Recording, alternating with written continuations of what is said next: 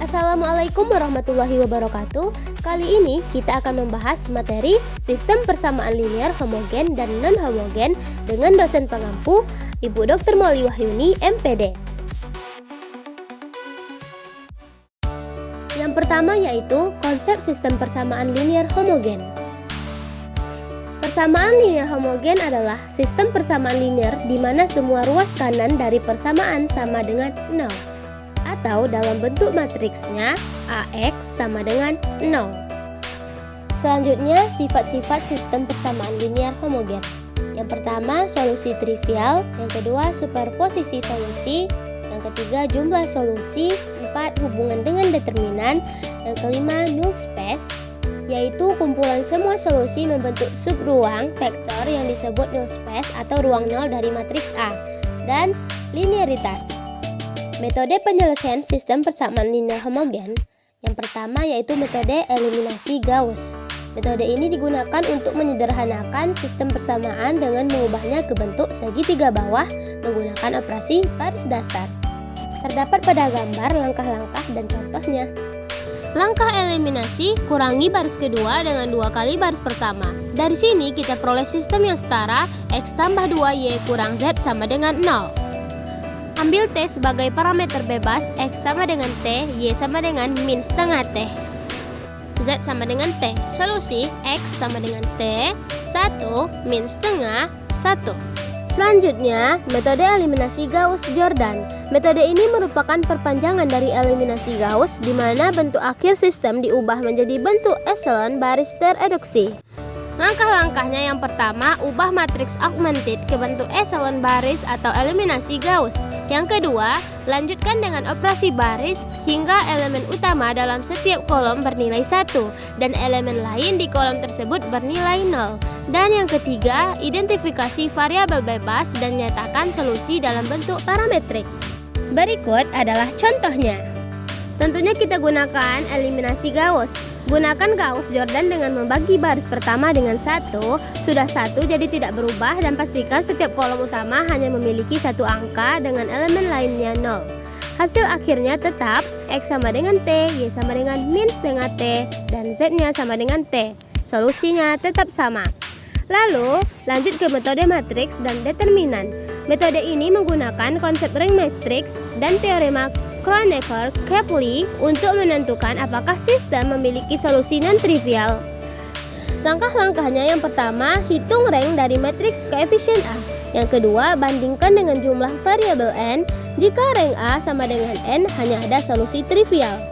Jika rank A lebih kecil dari n, ada solusi non-trivial. Yang ketiga, jika solusi non-trivial ada, cari vektor solusi dalam bentuk parametrik. Contohnya, diberikan matriks koefisien A sama dengan 1, 2, min 1, 2, 4, min 2. Hitung rank. Baris kedua adalah kelipatan baris pertama, sehingga rank A sama dengan 1.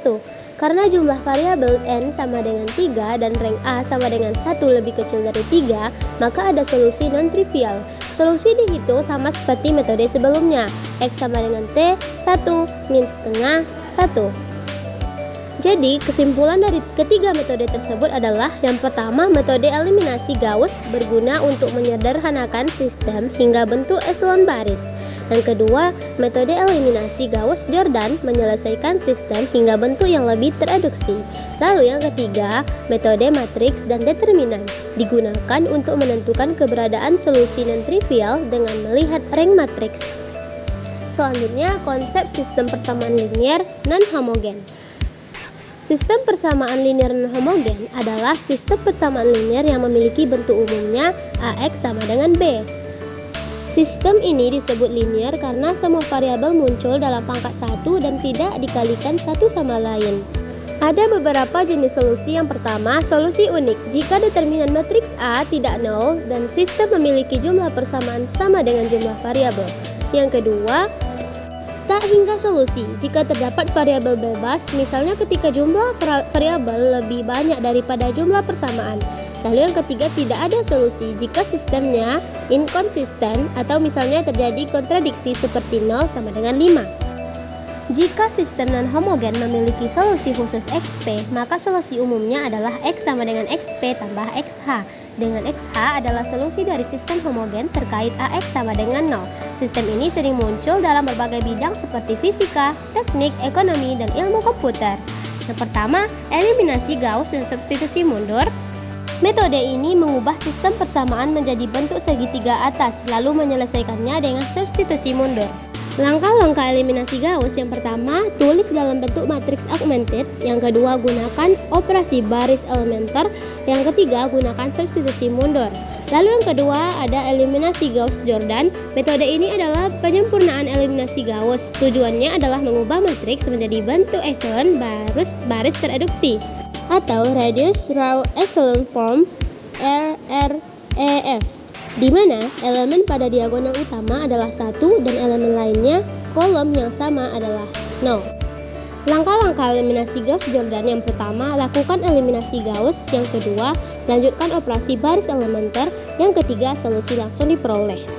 Contoh soal dan penyelesaian. Misalkan kita diberikan sistem persamaan berikut: 2x tambah y kurang z sama dengan 8, min 3x kurang y tambah 2z sama dengan min 11, min 2x tambah y tambah 2z sama dengan min 3.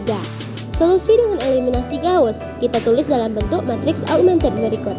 Yang pertama, buat elemen 1 menjadi 1.